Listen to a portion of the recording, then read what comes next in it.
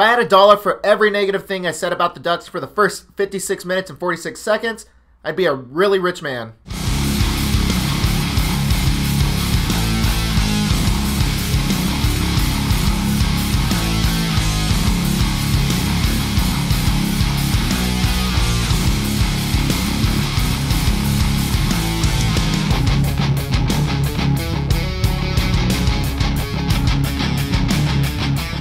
Did that seriously just happen? Did I just witness that? The Ducks actually complete the comeback at Katella, and they beat the Edmonton Oilers in double overtime 4-3. I'm going to be straight up with you. I didn't think they had a snowball's chance in hell of coming back in this game.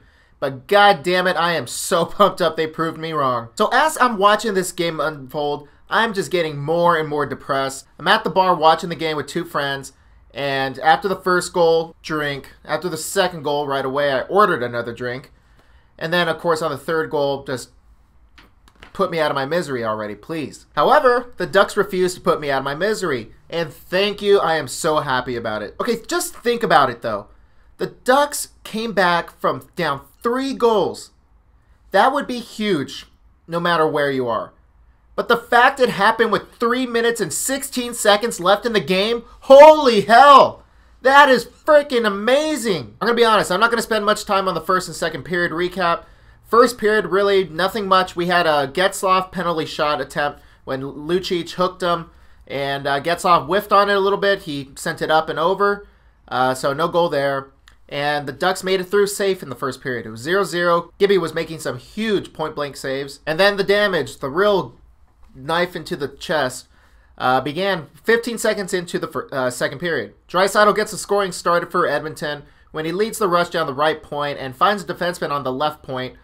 He feeds him the puck, he shoots it, rebound comes right off to Draisaitl on a very weak angle, and he's able to roof it up and in, and Edmonton now up 1-0. And not 2 minutes later, the Ducks are back on the penalty kill, because of course, why not? And McDavid draws a penalty, just making it 5-on-3 for 1 minute and 23 seconds now.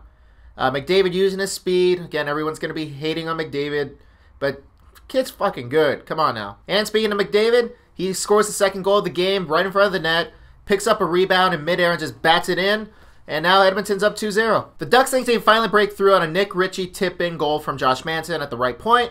However, after video review, it was deemed a high stick. It was clearly high stick. I don't think there was much of an argument. So that got waived, and again, it was still 2-0. Later in the second period, Kagula and McDavid are on a 2-on-1 break. Kagula feeds a beautiful pass to McDavid up the middle, who feeds it right back to him for the give and go. Kagula puts it up and in and scores. Now it's 3-0. And that's pretty much all we have to say about Edmonton, because after that, it was all Ducks. The third period begins. The Ducks aren't putting up too much pressure early on. They're filling it out, but it definitely looks a lot better than the second period result. The Ducks managed to put up 22 shots on goal in the third period alone. Huge. And of course, most of that did come towards the end of the period, where the magic began at the 3:16 mark. Austin 3:16 says, I just whooped your... So who else but Ryan Getzlaf gets the Ducks scoring started, where he puts up an original shot from the point, and it hits the left board behind the net. Kessler and Silfverberg are both kind of tripping over it. Silfverberg manages to finally gain possession, skates it around a little bit, buying some time, and finds Getzlaf again from the point, who rockets it in, and the Ducks are now on the board, down 3-1. And then less than 45 seconds later, Cam Fowler gets us on the board, and now it's a 1-goal game with 2:45 left in the game. Holy hell, Rickard Rakell, I am so happy you are an Anaheim Duck. Rakell started off that play, buying some time along the boards, trying to find that passing option.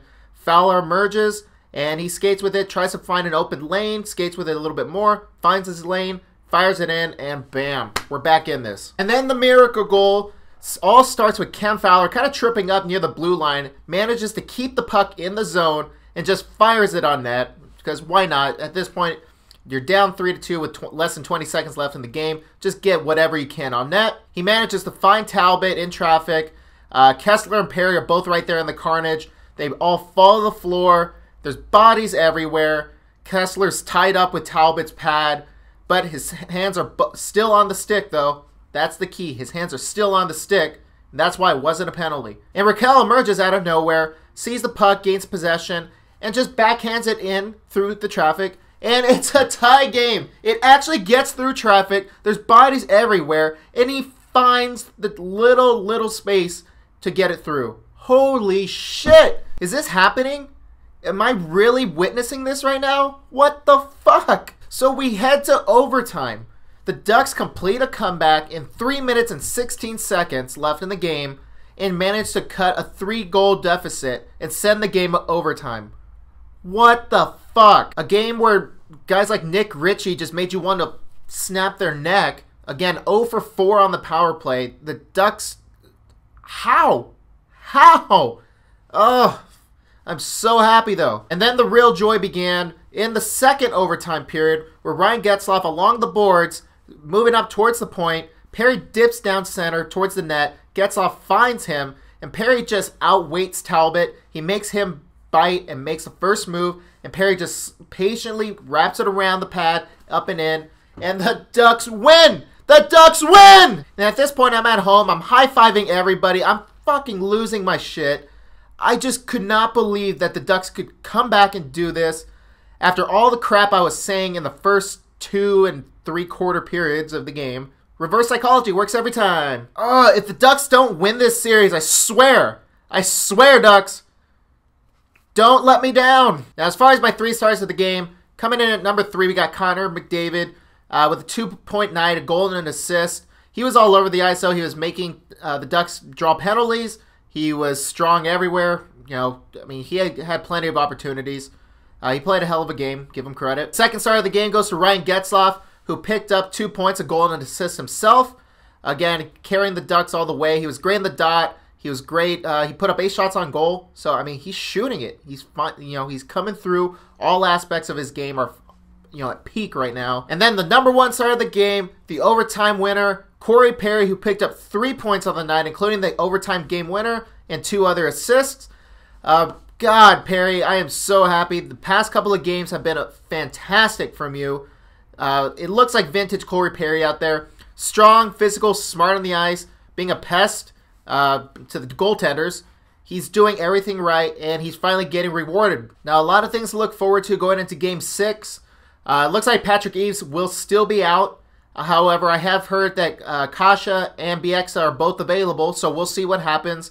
I really, you know, as great as Bieksa was in the first round against Calgary, I don't want the defense changed up right now. I think it's perfect. I think they're finally getting everything together. I'd be real shocked if Carlisle puts Bieksa back in there after the performance so far by the defense in this series. Okay, but seriously, one last chirp at the Oilers. Holy hell. If I were in your shoes, I would be livid. I mean, I was livid. I was livid for 2 3/4 periods. But wow.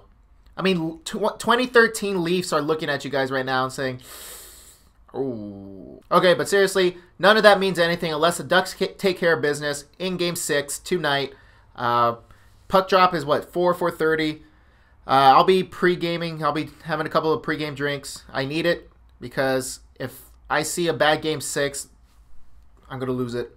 I am going to lose it, and I will not be very happy at all because I know what's coming in Game 7. That's not going to happen because the Ducks will win tonight. The Ducks are going to finish this series in 6 games. So be on the lookout for that game review. Hopefully me celebrating and recapping a great Ducks win. That'll be out tomorrow.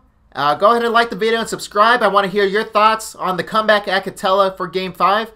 Leave it down below. And I'll see you guys next time, and continue to paint it orange out there, folks.